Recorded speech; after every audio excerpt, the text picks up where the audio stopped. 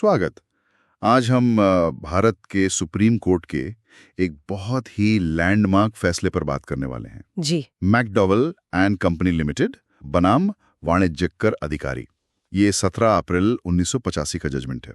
हाँ, काफी महत्वपूर्ण केस है ये टैक्स लॉ में। बिल्कुल, हमारे पास सुप्रीम कोर्ट का वो फैसला है और आज हम कोशिश करेंगे इसके जो मुख्य पॉइंट्स हैं उन्हें समझने की। जी, खासकर सेल्स टैक्स के लिए टर्नओवर की गणना कैसे होती है और टैक्स बचाने मतलब टैक्स अवॉइडेंस पर कोर्ट का क्या रुख था, इस पर फोकस रहेगा। हाँ, और ये शुरू ही एक बड़े दिलचस्प सवाल से होता है ना। जी। एक शराब बनाने वाली कंपनी है मैकडॉवेल, वो शराब बेच रही है। हाँ।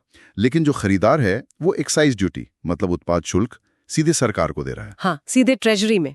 तो क्या ये पैसा जो मैन्युफैक्चरर यानी मैकडॉवेल के पास आया ही नहीं कभी, क्या वो उसके बिक्री टर्नओवर में गिना जाएगा जिस पर सेल्स टैक्स लगता है? यही असली पहेली थी इस केस की, और इसी के साथ जुड़ा था टैक्स प्लानिंग की नैतिकता का सवाल भी। अच्छा, तो पहले क्या हुआ था इस केस में? मतलब शुरुआती दौर में देखिए, शुरू में तो यही झगड़ा था मैकडॉवेल और आंध्र प्रदेश के जो कमर्शियल टैक्स ऑफिसर थे उनके बीच कि भाई ये जो खरीदार सीधे एक्साइज ड्यूटी दे रहा है वो मैकडॉवेल के टर्नओवर में आएगा या नहीं। और मजे की बात यह कि 1976 में मतलब इसी केस के पहले राउंड में सुप्रीम कोर्ट ने मैकडॉवेल के फेवर में फैसला दिया था। हाँ, बिल्कुल सही। 1976 में कोर्ट ने कहा था कि क्योंकि एक्साइज ड्यूटी सीधे खरीदार ने दी है और वो पैसा मैकडॉवेल के खातों में मतलब उनके अकाउंट्स में आया ही नहीं। हाँ, उनके हाथ में नहीं आया। उनके हाथ में नहीं आया तो वो उनके टर्नओवर का हिस्सा नहीं माना जा सकता। कोर्ट का तर्क था कि ये पैसा कंपनी के सर्कुलेटिंग कैपिटल का हिस्सा नहीं बना। अच्छा। लेकिन फिर जी हाँ, कहानी यहीं खत्म नहीं हुई। 1981 में आंध्र प्रदेश डिस्टिलरी रूल्स में बदलाव किए गए। नियम 76A और 97(1) इनमें संशोधन हुआ। ओके, और ये बदलाव क्यों जरूरी था? इससे क्या फर्क पड़ा? ये बहुत बड़ा फर्क था क्योंकि नए नियमों ने ये बिल्कुल साफ कर दिया कि एक्साइज ड्यूटी चुकाने की जो पहली और कानूनी जिम्मेदारी है वो मैन्युफैक्चरर की है, मतलब D2 लाइसेंस होल्डर, जो इस केस में मैकडॉवेल था। अच्छा, भले ही पेमेंट कोई और कर दे। हाँ, भले ही पेमेंट का तरीका कुछ भी हो या कोई और जमा कराए, पर लीगल लायबिलिटी वो मैन्युफैक्चरर की ही रहेगी। समझ गया। तो इसी नए नियम के आधार पर टैक्स अधिकारियों ने फिर से कोशिश की। उन्होंने कहा अब तो कानून बदल गया है, अब ये एक्साइज ड्यूटी मैकडॉवेल के टर्नओवर में जुड़ेगी। और मामला फिर सुप्रीम कोर्ट पहुंच गया। जी, मामला फिर सुप्रीम कोर्ट की एक बड़ी बेंच के पास गया। तो 1985 में फाइनल फैसला क्या आया? क्या कोर्ट ने माना कि ये टर्नओवर का हिस्सा है? हाँ, इस बार 1985 में कोर्ट ने नए नियमों को देखा और कहा कि भाई अब तो कानून बिल्कुल स्पष्ट है, एक्साइज ड्यूटी चुकाने का दायित्व साफ तौर पर निर्माता का है। तो भले ही खरीदार ने एक अरेंजमेंट के तहत सीधे पेमेंट कर दिया हो, वो पेमेंट असल में निर्माता की लायबिलिटी को ही तो डिस्चार्ज कर रहा था। अच्छा, मतलब वो पैसा निर्माता की तरफ से ही जमा माना गया कानूनी तौर पर। बिल्कुल। इसलिए कोर्ट ने कहा कि ये एक्साइज ड्यूटी बिक्री के लिए जो टोटल कंसिडरेशन है मतलब कुल कीमत, उसका हिस्सा है और इसे निर्माता के टर्नओवर में शामिल किया जाना चाहिए। ये सेल्स टैक्स एक्ट 1957 की धारा 2S के मुताबिक था।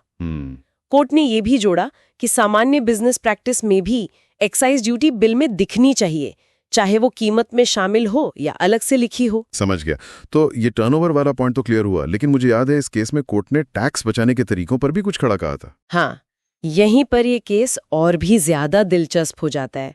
कोर्ट सिर्फ टर्नओवर पर नहीं रुका, उन्होंने टैक्स अवॉइडेंस पर बहुत ही मजबूत और सख्त टिप्पणियां की। अच्छा, क्या कहा कोर्ट ने? कोर्ट ने साफ किया कि देखिए, कानून के दायरे में रहकर टैक्स की प्लानिंग करना वो ठीक है, वो लीगल है, लेकिन जानबूझकर ऐसे रंगीन उपकरण मतलब कलरेबल डिवाइसेस या संदिग्ध तरीके, ड्यूबियस मेथड्स अपनाना जिससे बस टैक्स की देनदारी से बचा जा सके, वो गलत है। तो मतलब तिकड़म लगाना गलत है? बिल्कुल। कोर्ट ने उस विचार को पूरी तरह से खारिज कर दिया कि टैक्स बचाना मतलब टैक्स अवॉइड करना किसी भी तरह से नैतिक रूप से सही हो सकता है। ओह। उन्होंने कहा कि टैक्स कानूनों के पीछे भी उतनी ही मॉरल बैकिंग होती है, उतनी ही नैतिकता होती है जितनी किसी और वेलफेयर कानून के पीछे। ये तो बहुत बड़ी बात कह दी कोर्ट ने। क्या इससे पहले कोर्ट का नजरिया थोड़ा अलग था इस मुद्दे पर? हाँ, कह सकते हैं। इस फैसले ने पिछले कुछ फैसलों में, जैसे कमिश्नर ऑफ इनकम टैक्स बनाम A. रमन एंड कंपनी और कमिश्नर ऑफ इनकम टैक्स बनाम BM खारवार, जहां टैक्स बचाने पर थोड़ी नर्म बातें कही गई थीं, उनको एक तरह से नामंजूर कर दिया। अच्छा। यहां तक कि कोर्ट ने अपने ही 1976 वाले मैकडॉवेल फैसले के उस तर्क पर भी सवाल उठाया कि पैसा किसके हाथ से गया ये निर्णायक नहीं होना चाहिए, देखना ये चाहिए कि लायबिलिटी किसकी थी। कोर्ट ने टैक्स अवॉइडेंस के गंभीर परिणामों पर भी जोर दिया कि इससे रेवेन्यू का नुकसान होता है, काला धन जमा होता है, अर्थव्यवस्था में गड़बड़ी आती है और ईमानदार टैक्स पेयर्स पर बोझ बढ़ता है। सही कहा, और ईमानदार टैक्स पेयर्स पर ज्यादा बोझ पड़ता है।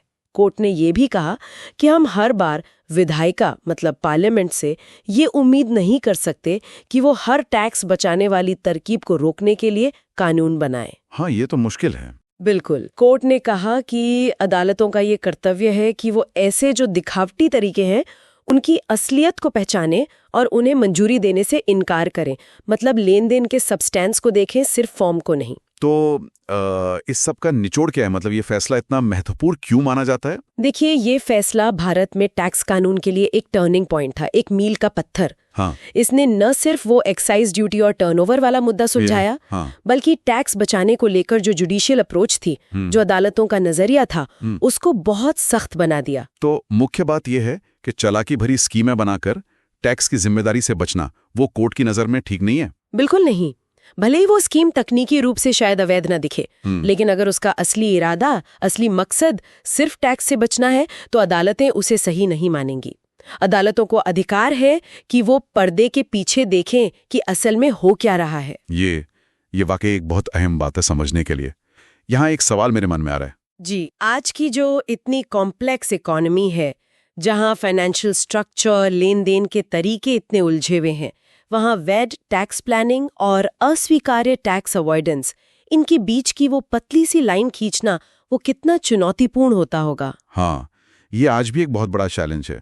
ये लाइन कई बार बहुत धुंधली हो जाती है, लेकिन मैकडॉवेल केस ने कम से कम एक दिशा तो तय कर दी।